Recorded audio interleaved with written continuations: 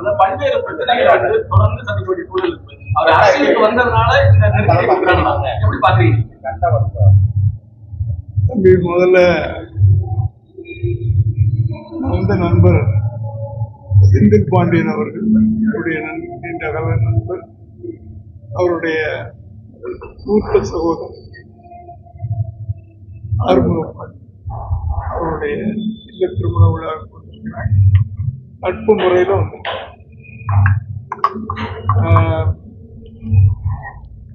நீங்க சினிமாவை பத்தி கேக்குறீங்க. பொதுவாவே இன்னைக்கு ஐயோ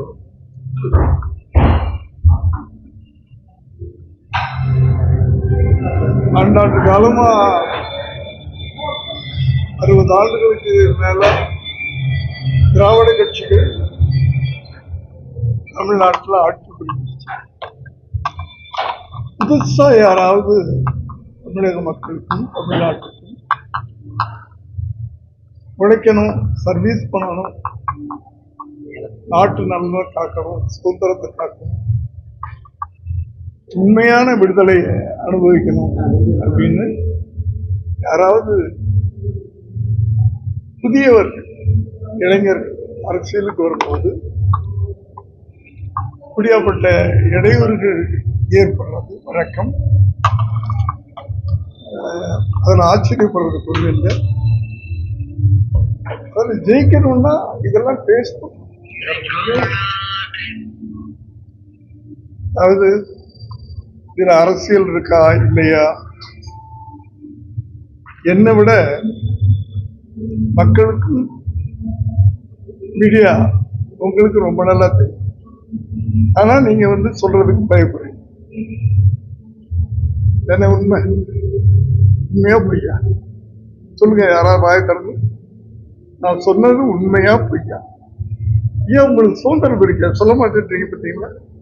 என்னைய கேட்டு என் வாயிலிருந்து பிடிங்கி நீங்க அதுக்கு 1008 விளக்கங்கள் போட்டு போடணுமே தவிர, ஒரு மீடியாக்காரங்களுக்கு, ஒரு பத்திரிகைக்காரங்களுக்கு இன்றைக்கு இருக்கிற நாட்டின் நிலவு, ஒரு இளைஞன் நாட்டுக்கு சர்வீஸ் பண்ணணும், ஒரு மாற்றத்தை ஏற்படுத்தணும்னு வர்றாருன்னா அவருக்கு நீங்கெல்லாம் வந்து அவர் வர்றது நல்லதா நியாயமா?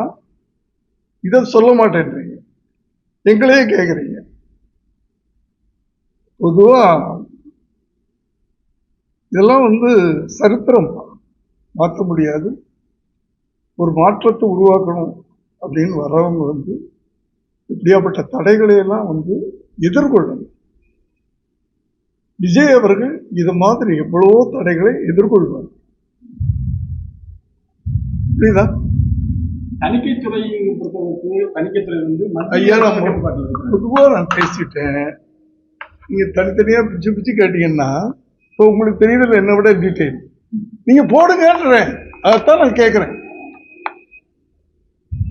இப்போ உங்களுக்கு என்ன விட டீட்டெயில் தெரியணுமா? ஒவ்வொரு விஷயமும் மக்களுக்கு தெரியுது. ஏன் ஜனநாயகன் ரிலீஸ் ஆகல?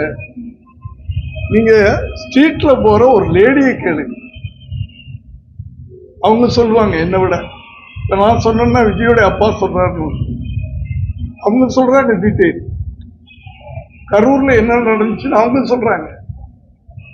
நாங்க சொன்னோம்னா அவர் அப்படிதான் சொல்லுவாரு, விஜயோடைய அப்பா அப்படின்னு தானே வரும். அதனால மக்களை கேளுங்க. மக்களுக்கு இப்போ வந்து 5 வருஷத்துக்கு முன்னாடி இருந்த ஜனங்கள் இப்ப இல்ல. விஜய் அவர்கள் அரசியலுக்கு வந்த பிறகு இளைஞர்கள்லாம் அரசியல் பேச ஆரம்பிச்சுட்டாங்க. வயசான லேடிஸ் 50-60 வயசு லேடிஸ் எல்லாம் கூட அரசியல் பேசுறாங்க. நீ கொடுப்பா, 3000 கொடுக்குறியா, 5000 கொடு, வாங்கிடுவோம், ஆனா ஓட்டு அங்கேதான் போடுவோன்ற. ஸோ என்னோட அவங்க தெளிவா இருக்காங்க. 5 வருஷத்துக்கு முன்னாடி இருந்தவங்க தான் பணத்தினால அப்படி பண்ணிடலாம், அப்படி பண்ணிடலாம், விலைக்கு வாங்கிடலாம் அப்படின்னு நினைச்சுக்கிட்டு இருக்கிறாங்க. அது நடக்குது. ஏன்னா மக்கள் ரொம்ப தெளிவா இருக்காங்க. நீங்க தெளிவா இருக்கீங்களா? பதிலே பேச மாட்டேன்றீங்களே, அவ்வளவு அடிமைத்தனத்துல இருக்கீங்க. எனக்கு தெரியல. நீங்க ஒரு மீடியா பீப்புள், ஏன் மைக்க பிடிச்சி நீட்டிக்கிட்டு இருக்கீங்களே தவிர, ஒரு கேள்வி, உங்களுக்கு நீங்க நினைச்சதை சொல்றதுக்கு சுதந்திரம் இருக்கா? பதில் சொல்லுங்கப்பா. நான் உங்களை கேட்கிறேன், நீங்க நினைச்சத மீடியால சொல்றதுக்கு உங்ககிட்ட சுதந்திரம் இருக்கா? இந்த சுதந்திரத்தை பறிக்கிறது யார் நினைக்கிறீங்க? சுதந்திரம் இருக்கா? முதல்ல பதில் சொல்லுங்க. பறிக்கிறது யார் நினைக்கிறீங்க? என்ன கேட்டீங்க? நீங்க என்ன கேட்டீங்க? இருக்கா? நான் இருக்குமா இருக்கா இல்லையான்னு கேக்குறேன். அதுக்கு பதில் சொல்றதுக்கே உங்களுக்கு திராணி இல்லையே. அப்ப இவ்வளோ பெரிய ஒரு கட்சி அமைச்சு இவர்களோட போராடி ஜெயிக்கணும்னு வர்றாரு, அவருக்கு எவ்வளவு எதிர்ப்புகள் இருக்கு. ஆனா பயம் இல்லை. புரியுதா? என் படங்கள்லாம் உங்க வயசுல நீங்க பார்த்திருக்க மாட்டீங்க. எனக்கு பயம் கிடையாது. சோ என்னுடைய ரத்தம் தானே. நீங்க பாருங்க, அவ்வளவு சைலண்டா இருக்கீங்களப்பா. இல்ல, தலைவர் சொல்றப்ப என்ன சொல்லிருந்தாங்கன்னா, ஆட்சி அதிகாரத்துல வந்து கண்டிப்பா நாங்க பங்கு கொடுப்போம் சொல்லி கொண்டு வந்தவரு. இத்தனை கேள்வி கேட்கறீங்க, நான் பதில் சொல்லணும்னு எதிர்பார்க்கறீங்க. நான் கேட்கிற ஒரு கேள்விக்கு நீங்க பதில் சொல்ல மாட்டேன்றீங்க. அதனால நான் உங்களுக்கு பதில் சொல்ல மாட்டேன். இல்லப்பா, நான் கேட்கிற ஒரு கேள்விக்கு நீங்க பதில் சொன்னீங்கன்னா அடுத்த கேள்விக்கு நான் பதில் நீங்க நினைச்ச நாட்டுல நடக்கிற உண்மைகளை சொல்றதுக்கு உங்களுக்கு சுதந்திரம் இருக்கா? சொல்லு தம்பி,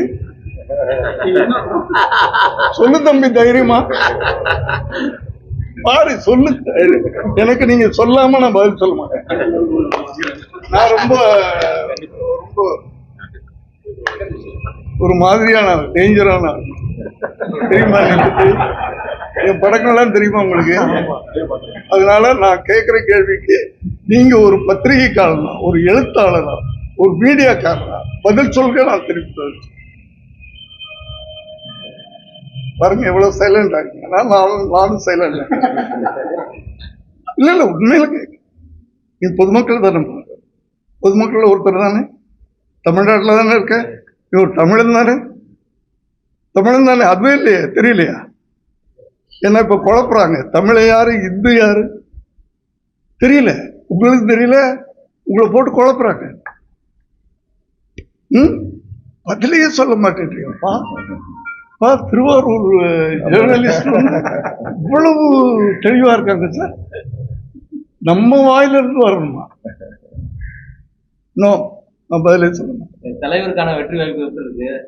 அவருக்கு பிரகாசமா. நீங்க சொல்லுங்க, நீங்க ஓட்டு போடுவீங்களா? கூட்டத்துல கூட தலைவர் விஜய் அவர் சொல்லியிருக்காங்க. என்ன சொல்லிருக்காங்கன்னா, தனியா கூட்டணி இருந்துதான் ஜெயிக்கணும், இல்ல தனியா இருந்தாலும் நாங்க வெற்றிப்போம் அப்படின்னு மக்கள் நினைக்கிறாங்கப்பா. மக்கள் சொல்றாங்க, நீ யாரோடையும் சேர்ந்துடாத அந்த தம்பி, உன்னுடைய சுயம் போயிடும், நீ தனியா நின்று ஜெயிக்க வைக்கிறோம் அப்படின்ற. இதுக்கு மேல என்ன சொல்ல? கூட்டணி இல்லாம தனியா நிக்கிறது. ஏன் நான் சொல்லலையா? மக்கள் கேட்கறாங்கப்பா, நீ தனியா நில்லு. நான் சொல்றேன். ஒரே ஒரு கேள்வி, காங்கிரஸ் கட்சியில தொடர்ந்து என்னவே கேள்வி வைக்கிறீங்க திரும்பி திரும்பி? பேச்சுவார்த்தை நடத்திருக்காங்க. தொடர்ந்து வந்து ஆட்சியில் அதிகாரத்தில் காங்கிரஸ் பங்கு வேணும் அப்படி இருக்க போகணும். அவங்களோட இரண்டாம் தலைவர்கள் எல்லாம் பேசிட்டு இருக்காங்க. ஏற்கனவே தலைவர் விஜய் அவர்களும் அதுக்கு வந்து சொல்லியிருக்காங்க, ஆட்சி அதிகாரத்தில் பங்கு. காங்கிரஸ்ல இரண்டாம் கட்சி தலைவர்கள் பேசிட்டு இருக்கிறாங்கன்னு நீங்க சொல்றீங்க, அப்படியா? அதான் உங்களோட கூட்டணி பேச்சுவார்த்தை பேசியிருக்காங்க. என்னோடைய? நான் யாருப்பா? நான் யாரு? அந்த கட்சியில ஏதாவது பதவியில இருக்குன்னா என்ன என்னமோ எனக்கு தெரியாத விஷயங்கள்லாம் சொல்லிக்கிட்டு இருக்கிறேன். எங்கிட்ட யார் கூட்டணி பத்தி பேசுவா? நான் விஜயோடைய அப்பா, அவ்வளவுதான். கூட்டணி வேணும்னா அவங்கவுங்க. இப்போ காங்கிரஸை பத்தி கேட்டீங்க. இந்த காங்கிரஸுக்குன்னு ஒரு சரித்திரம் இருக்கு, பாரம்பரியம் இருக்கு, ஒரு வரலாறு இருக்கு. காங்கிரஸ் என்னன்னு உங்களுக்கு முதல்ல தெரியுமா? தெரியுமான்னு அதுக்கு கூட பதில் சொல்ல மாட்டேங்க. அந்த ஓரளவுக்கு என்ன தெரியும்? இல்லப்பா தம்பி, கேக்குறேம்மா, தைரியமா சொல்லுங்கன்ற. சொல்லுங்க. சுதந்திரத்துக்காக போராடுங்க. சுதந்திரம் வாங்கி கொடுத்தது சுதந்திரத்துக்காக போராடினவங்களா? சுதந்திரம் வாங்கி கொடுத்தது அப்படின்னு. அப்படியாப்பட்ட ஒரு வரலாறு இருக்கிற கட்சி இன்னைக்கு ஏன் தேஞ்சு போச்சு? பவர் இல்ல. ஏதோ ஒரு கட்சிக்கு ஆதரவு கொடுத்து இவங்க தேஞ்சு போய்கிட்டே இருக்கிறாங்க. அந்த ஒரு பவரை நாங்க கொடுக்கிறோம். நாங்க இல்ல, விஜய் அவர்கள் கொடுக்கிறேன்ற அந்த பவருக்கு நீங்க வந்தீங்கன்னா காங்கிரஸ் மறுபடியும் அந்த வரலாறை தக்க வச்சுக்கணும். இந்த வாய்ப்பை அவங்க தான் பயன்படுத்தணும். புரியுதா? பயன்படுத்திக்கணுமா வேணாமா? சொல்லு தம்பி, நல்லா சொல்லுமா. அதான் அவங்கள்ட்ட போய் சொல்லு. என்ன, நான் ரொம்ப தெளிவான விஷயம். நான் தைரியமா பேசுறேன். 1000 மைக் இருந்தா கூட பேசுவேன். நமக்கு ஒண்ணும் இல்லை. ஆனா எல்லாமே மக்களுக்கு என்னை விட அதிகமா தெரிஞ்சு. ஒரு 55-60 வயசு லேடி ஒருத்தன் சொல்றாங்கப்பா, வயசானவங்க, நீ 3000 ரூபா தானே 4 வருஷமா என்னத்துக்கு நீ பண்ணிட்டு இருந்த, இப்பதான் தெரியுதா நாங்க கஷ்டப்படுறோன்னு?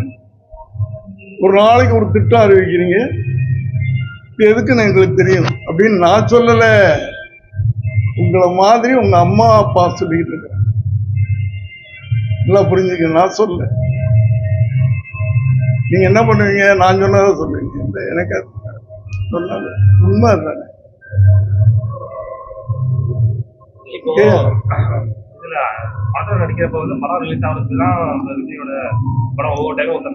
படத்துக்கு அரசியலுக்கு சம்பந்தப்படுத்தாதீங்க. அதுக்கும் இதுக்கும் சம்பந்தம் இல்லை.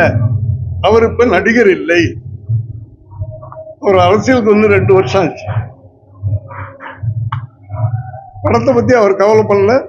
படத்தை பத்தி அவர் பிளாக்மெயில் பண்ணலான்னு நடக்குது. அது கரூர் சம்பவம் விசாரணை, இப்ப இந்த ஜனநாயக படம் வந்துட்டிலே ஒரு அப்பாவா நீங்க எப்படி எதிர்பார்க்குறீங்க? இது விஜய்க்கு இப்ப இந்த கரூர் சம்பவம் விசாரணை வந்துட்டு இருக்கு. இப்போ ஜனநாயக படம் டிலே ஆகிட்டு இருக்கு. நான் சொல்லிட்டேனேங்க, ஒரு அரசியலுக்கு வரணும்னா இதெல்லாம் எதுக்கணும், போராடணும், ஜெயிக்கணும். புரியுது? இயற்கை தானே இது. இது வரலாறு தானே. 65 வருஷத்துக்கு முன்னாடி எம்ஜிஆர் வந்தப்ப எவ்வளவு கஷ்டப்பட்டாரு